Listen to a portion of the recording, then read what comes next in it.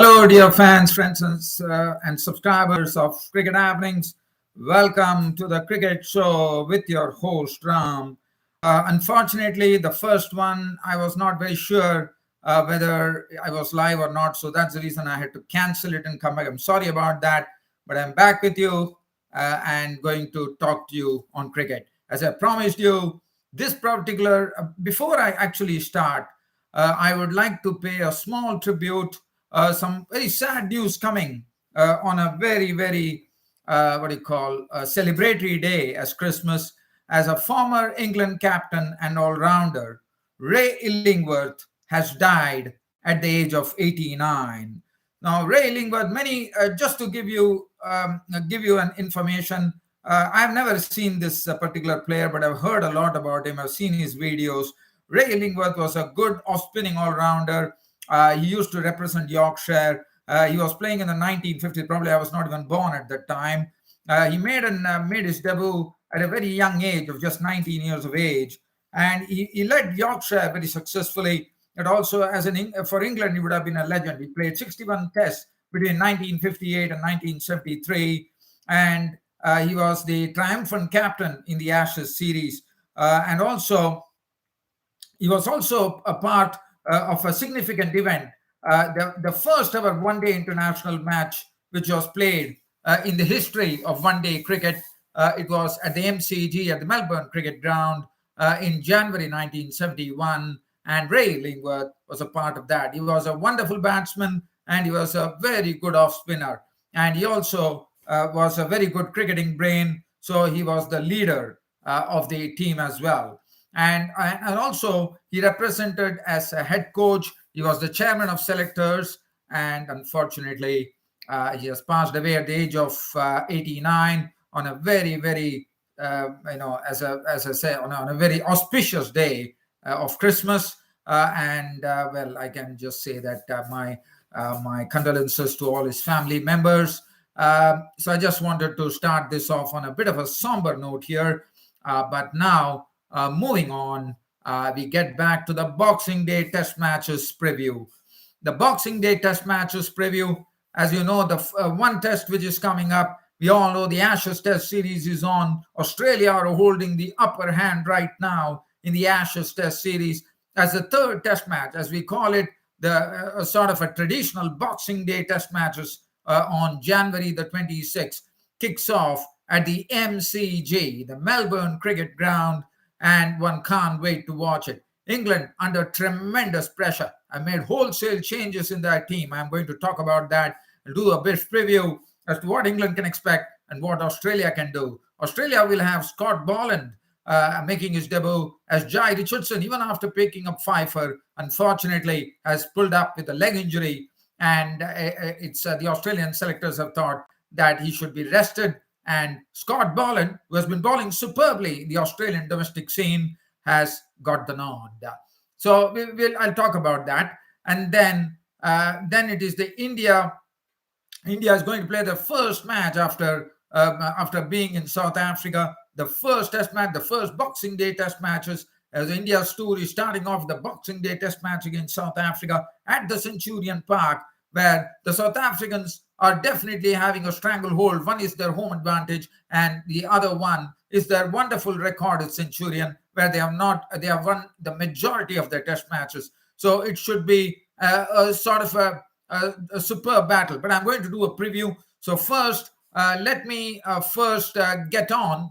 Let me get on to this preview. So we will start off with the Ashes and then move to South Africa. So let's talk about the first talk about the Ashes. The third Test match, the Boxing Day Test match, is coming up at the MCG. As far as Australia are concerned, Australia are in the driver's seat. They are leading the Ashes series 2-0, and one more win in this particular Test match, and that's it. It will be curtains for England. Australia would have won the Ashes. So Australia, now looking at the Aussie team, they are full of confidence. And look at look at the way they won the second Test match, even in the absence of their captain and prime bowler Patrick Cummins and also the absence of Josh Hazelwood, which is continuing as I speak to you. They still went on to win the second test match very, very handsomely. So let's talk about the Australian team. David Warner is looking in fine nick. Marcus Harris, the microscope will be definitely on Marcus Harris. The coach is having, Justin Langer, the coach, is having immense confidence on Marcus Harris, and he has said that he's someone that they can definitely rely on. So Marcus Harris will definitely be under the microscope, and he would be keenly looked at, and he will be obviously under a bit of pressure when he walks in with David Warner to the center of the MCG, if at all Australia bat first. Marnus Labuschagne is someone who is carrying Australian cricket. He is like a flag of Australian cricket right now. He is looking in immense form. He can't put a foot wrong. He's such a confidence personified player right now. As I said, he can't put a foot wrong. He's playing superbly. I mean, he takes his time at the crease, opens up, and then he just flows beautifully. Stephen Smith, as you know, led the side in the second test match. So that would have given him some sort of a confidence booster.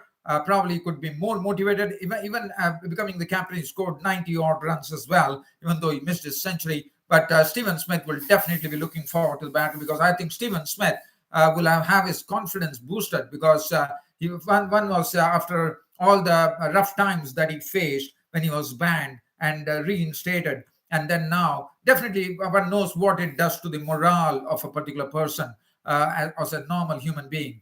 And as Stephen Smith, I think that would have done wonders to his confidence, especially becoming the captain and also leading them to a win. Besides himself contributing with 95, that would have done wonders to his confidence, according to me. Travis said, we all know what he did in the first test. And Travis said he's always going to be a big of a sort of a real threat for the Englishman.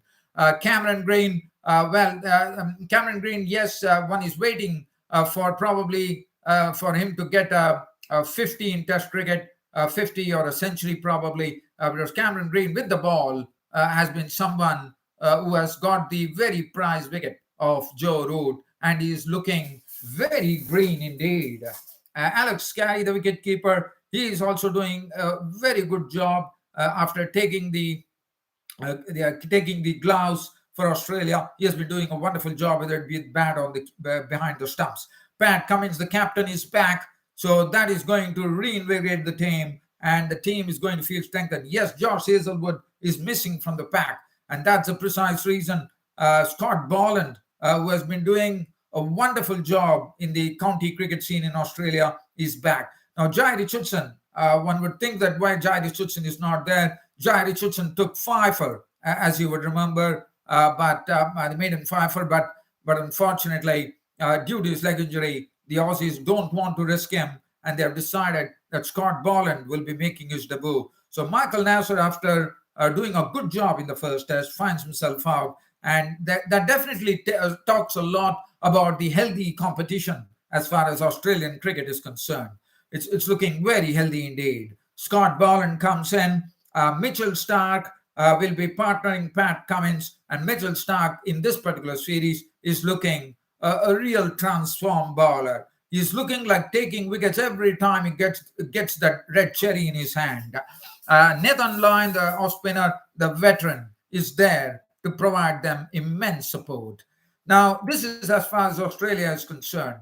And let's look at, and Josh Hazelwood, as I said, unfortunately, he's still carrying that strain, and he wouldn't be a part of it. So definitely, but the Aussies are definitely strengthened with Patrick Cummins coming back. Now, let's have and as I said, for Australia, it's just a matter of going, and if they can put it across England one more time, they would have got the Ashes. England. Looking at England, this is the most important thing that we need to speak about. Now, let's look at the openers. Hasib Hamid will not be opening with Rory Burns. Rory Burns has had a sort of a real struggle, and he has been all at sea against the bowling of the Aussies. And here comes Zach Crawley, the name was talked about, and finally in walks in Zach Crawley. Zach Crawley replaces Rory Burns as the opener. Hasib Hamid has been retained. Hasib Hamid has not been amongst the runs, but probably I think he could also be consider himself a trifle unlucky. But Hasib Hamid definitely needs to guard against playing some injudicious strokes, which we saw that he did in the second Test match. David Mallon, well, he is looking in fine fettle, I would say. Joe Root, well, he would be definitely thinking about getting a big aim, and he needs 159 runs to score the most number of runs in a calendar year, as far as an Englishman is concerned, I reckon, because Mohammad Yusuf of Pakistan is going to break that record, and Joe Root will probably become the first Englishman to have the maximum runs in a calendar year. And Joe Root, David Mallon, as I said, and then Ben Stokes. Now, Ben Stokes, unfortunately, for the last two Test matches that Ben Stokes has played, one has not seen really the Ben Stokes coming, really playing the Ben Stokes game. So are we going to see the Ben Stokes game coming back? And that's what everyone is waiting for, because Ben Stokes is a mercurial all-rounder in the England setup. And, well, it's Ollie Pope has been dropped as well. Ollie Pope has been replaced by Johnny Bairstow. Well, Josh Butler will still keep the gloves, no doubt about it. And Butler I'm happy to see that Butler retains his place in the Test side. The bowling, we saw Chris Wokes was all over the place, and Chris Wokes has been rightly replaced by someone who is having much better pace and has that surprising pace element in it. It's none other than Mark Wood. And Mark Wood, to me, on Australian tracks, would be someone to really reckon with, according to me. So Chris Wokes loses his place. Mark Wood comes in. The other change that they have done is that Stuart Broad has also been dropped from the team, as there was a bit of a complaint saying that why did England actually not go with a spinner? But then they've decided to sacrifice. They've decided to drop Stuart Broad and bring in Jack Leach, and James Anderson holds his place. And we are going to see the Boxing Day Test match unveiled at the MCG, the Melbourne Cricket Ground. It has gone through a facelift, I'm told, since the last Ashes, and there has been a decent covering of grass as well. But they say that pace and bounce will be something which is going to be pretty evident when the game starts. So we are waiting for the Boxing Day Test match to kick off at the MCG. Still a long way to go. Now, let's turn our attention to the India tour of South Africa, the Boxing Day Test match preview of the first test, which is starting at Centurion Park. India taking on South Africa in the first test match of the tour. And as far as one thing I have to say, that India, first let's talk about Centurion. Talking about Centurion in South Africa, Centurion Park has been a happy hunting ground for South Africa. They have the home advantage, and besides, in Centurion, they won the majority of the matches. Looking at the stats there, I'm told at Centurion they have won a lot of matches. So definitely South Africa are holding the upper hand, but I think India, who are hunting for their maiden series win in South Africa, and one is probably tempted to think that this might be the opportunity for India to go and get that very elusive maiden series triumph in South Africa, against South Africa, in South Africa. And let's look at the home side. The home side, the reason I say that, there's also a reason that I supports to tell me that India is having a best opportunity to go and get the maiden series triumph. But the reason I say that is because look at the South African side. They definitely have experience in the form of Dean Elgar, the captain, Aidan Markram to a certain extent, but Keegan Peterson is pretty new. Rassie van der Dussen, yes, he's just getting into business, I would say, as far as international career is concerned. Temba Bavuma is got Quinton de Kock, we all know about it. But if you look at the bowling, at a time when we had Vernon Philander, Dale Steyn, and all these bowlers, now it is left to Kagiso Rabada, who would be the chief of the pack. and then they have Lungi Giri, Duan Oliver. Look out for Duan Oliver. He has been doing a great job. The good thing for South Africa is that the Duan Oliver who had gone to the coal pack has come back, and so that is good news for them. And Duan Oliver is the most successful wicket taker in the South African domestic season right now. And Duan Oliver, I do remember Duan Oliver. I remember he taking a lot of Pakistan wickets when Pakistan toured South Africa, and it was after that Oliver decided to become a coal pack man. But anyway, he is back, and one has to see. So definitely, if you look at the blend of the batting and the bowling, I think the Indians are looking much stronger with the experience element really showing up. But again, as I said, the South Africans have the home advantage, no doubt about it. But the Indians are definitely, I think, this would be the best chance. So South African team, Dean Elgar will captain the side. Aidan Markram will open with Dean Elgar. Keegan Peterson, well, we are not seeing much of him. It will be interesting to see how Keegan Peterson goes. Rassie van der Dussen, we saw in the World Cup what he did. And Rassie van der Dussen, I can say that he's marking his place in the South African team right now as a permanent cricketer. Temba Bavuma comes with a lot of experience under his belt there. Quinton de Kock, another most experienced bloke as well. Vian Mulder, the all-rounder. And so they have decided to go with a pace pack which consists of Kagiso Rabada, Lungi Giri, and Duan Oliver. I'm a bit surprised. Probably I would have, I was just thinking whether they could have gone for one more pace bowler, or they would like to go for, they decided that they would go for Keshav Maharaj. Definitely is a very, very wonderful bowler, no doubt about it, the left-arm spinner. And Keshav Maharaj, also his batting is something which the batting ability also counts as far as Keshav Maharaj is concerned. Now, and it will be, so as I said, the South Africans are looking good, but as I said, the home advantage is something that will help them, and also their wonderful record at Centurion will probably lift them up as well. So, but for India, as I said, if you look at the experience factor, I think the Indians are more experienced, and they have some players who have been there for quite a long time.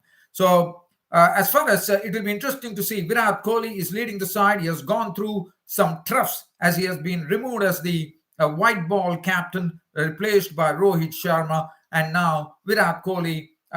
Definitely, the things are not looking good for Virat Kohli, but Virat Kohli, it will be interesting to see what is the effect that it had on Virat Kohli. Virat Kohli will captain the side, and probably that is something on which the South Africans psychologically will try to get at Virat Kohli. KL Rahul. Now, KL Rahul has been named the vice captain of the team, and KL Rahul, and also it's a significant moment as well with Rahul Dravid being the new manager of the Indian cricket team, and this is his first overseas series as under his management.